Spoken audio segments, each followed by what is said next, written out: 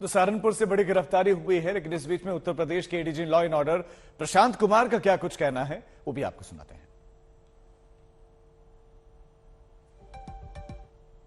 तो कुछ बोल पाएगा भाई चुप रहो, चलो आप नहीं तो आप दें। तो सहारनपुर में जो एटीएस ने गिरफ्तारी की उस पर क्या? उत्तर प्रदेश की एटीएस इकाई ने एक मोहम्मद नदीम, जो कि नकुड़ थाना अंतर्गत जनपद सहारनपुर का निवासी है, उसको गिरफ्तार किया है। और ये व्यक्ति जैश-ए मोहम्मद नामक आतंकी संगठन के नेटवर्क का एक सदस्य है। इसका मुख्य उद्देश्य उत्तर प्रदेश में विभिन्न जगहों पर आतंकवादी घटना करने की थी। मोहम्मद नदीम पाकिस्तान स्थित अपने हैंडलरों के साथ विभिन्न प्रकार के ऑनलाइन प्लेटफॉर्म के जरिए जुड़ा था, जिससे कि वह आतंकवादी घटनाओं को अंजाम दे सके। सर्वप्रथम 2018 में नदीम का संपर्क पाकिस्तान स्थित आतंकवादी हकीमुल्ला, जो कि एक जैश-ए मोहम्मद का सदस्य है, से ऑनलाइन प्लेटफॉर्म के जरिए हुआ।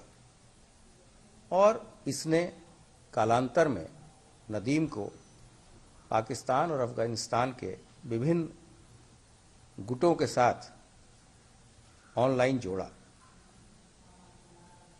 इसके बाद हकीमुल्ला ने नदीम की पहचान सफीउल्लाह नामक व्यक्ति से ऑनलाइन कराया।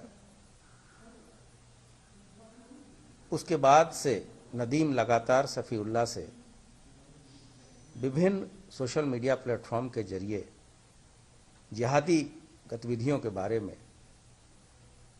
चैट करने लगा, और यहाँ तक कि उससे प्रेरित होकर नदीम के मन में अफगानिस्तान जाकर जिहाद करने की भावना भी जागृत हुई। तो मोहम्मद नदीम का पूरा कच्चा चिट्ठा धीरे धीरे खुल रहा है। इसी खबर पर हमारे संवाददाता अमित भारद्वाज हमारे साथ जुड़ गए हैं। अमित, धीरे धीरे खुलासे हो रहे हैं, लेकिन इसकी प्लानिंग क्या थी? फिदाइन की बताया जा रहा है कि फिदाइन बनने की और बनाने की ट्रेनिंग ले रहा था, सोशल मीडिया से कंटेंट इकट्ठा कर रहा था या उसको पहुंचाया जा रहा था? कौन लोग इसको कंटेंट मुहैया करवा रहे थे? क्या इसकी प्लानिंग थी? क्या चाहता था ये?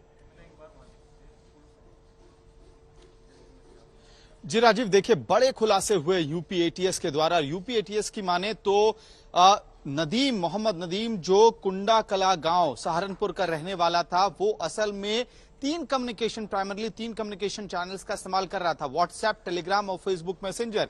और इन्हीं कम्युनिकेशन चैनल्स के थ्रू जो पाकिस्तान में बैठे हुए टेरर हैंडलर्स हैं, चाहे वो जैसे मोहम्मद के हैंडलर्स हो या तहरीके तालिबान पाकिस्तान टीटीपी के हैंडलर्स हो, इनके साथ टच में था। और यूपी एटीएस का दावा है कि इसके फोन से एक मॉड्यूल मिला है, ट्रेनिंग मॉड्यूल मिला है, जिसमें असल में कैसे एक्सप्लोजिव्स बनाए जाते हैं इसकी पूरी जानकारी थी, और इसके साथ साथ किस तरह से फिदाइन हमले किए जाए इसकी जानकारी थी। एक और अहम दावा जो यूपी एटीएस के द्वारा किया जा रहा है कि ये असल में रिश्तेदार जो इसके पाकिस्तान में रहते हैं, बुआ रहती है, उन सबका सहारा लेके पासपोर्ट वीजा लेके पाकिस्तान जाने की तैयारी में था, क्योंकि जैसे मोहम्मद के जो हैंडलर्स थे वो इसको पाकिस्तान बुला रहे थे, यानी कि वहां पे ट्रेनिंग होनी थी।